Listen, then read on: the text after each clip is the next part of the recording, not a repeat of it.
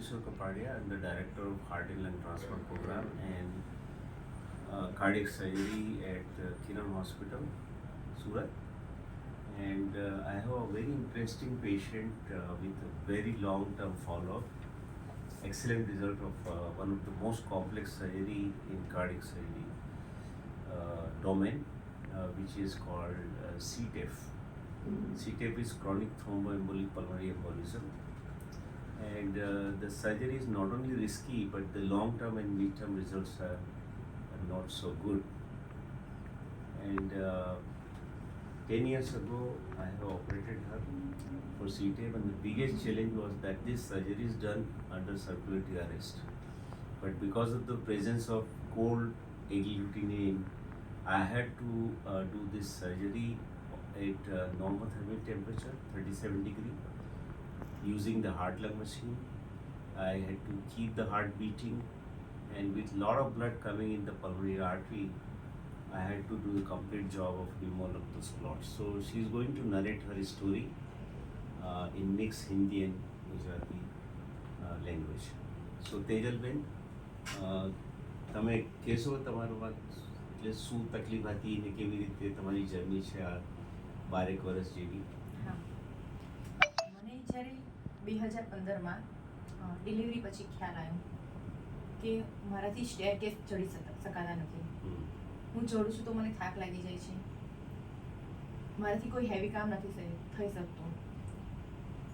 તો બરોડામાં મેં 2-2.5 વર્ષની દવા કરાવડાવી. તો ત્યાં દવાથી મને કોઈ રિઝલ્ટ ના મળ્યું, પણ બરોડાના જ એક ડૉક્ટરે મને સજેસ્ટ કર્યું કે તમે નંદ કિશોર કપાડિયા સરને એકવાર મળો. તો ડ્યુરિંગ વેકેશન હું અને મારા મિસ્ટર બોમ્બે ફરવા માટે આવ્યા હતા અને તમારી ત્યાં એપોઇન્ટમેન્ટ લીધી. અને લગભગ ફર્સ્ટ જ્યારે ટેસ્ટ કરાય ને એમાં જ તમે અમને કહી દીધું હતું કે તમારી સર્જરી કરાવવી પડશે. બરોડામાં અમે ફર્યા, ડૉક્ટરે કીધું આની કોઈ સર્જરી નથી, તમને ટેબ્લેટ આપું છું, એ ટેબ્લેટથી તમે જ્યાં સુધી જીવો ને ત્યાં સુધી જીવી શકશો.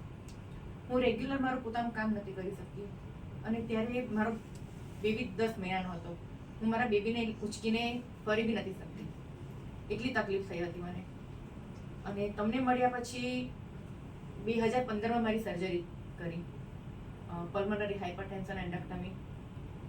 અને એ સર્જરી કર્યા પછી હું દર વર્ષે 6 મહિને 3 મહિને તમે જ્યારે પણ બોલાવતા હતા રૂટીન ચેકઅપમાં આવતી હતી. સર્જરી કર્યા પછી હું જે રીતના મારું નોર્મલ કામ કરું છું એ કરી શકું છું. મારા રૂટીન જીવનમાં બધા સંકળાયેલા કામ હું જાતે કરી શકું છું. ઇવન હું સ્ટેરકેસ પણ ચડી શકું છું. ત્યાર પછી હું પાવાગઢ જે હિલ છે એ પણ હું સર્જરી પછી ચડી. અને ગુજરાતી છું, ગરબા રમવાનો ખૂબ શોખ છે.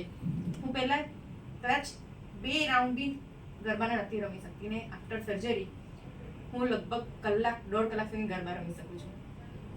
એટલે હું મારી ભાષામાં કહું ને તો ભગવાને તમે જોયા નથી, પણ ડૉક્ટર તમારા સ્વરૂપમાં મેં ભગવાનને જોઈ લીધા છે કે ભગવાનની ઝલક કેવી હોય છે.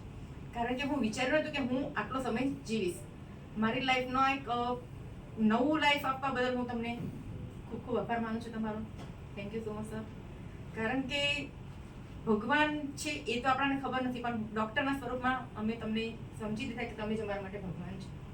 તમે જેમ કહો છો એમ અત્યાર સુધી અમે કરતા રહ્યા છીએ, અને મારું લાઈફ સારું છે.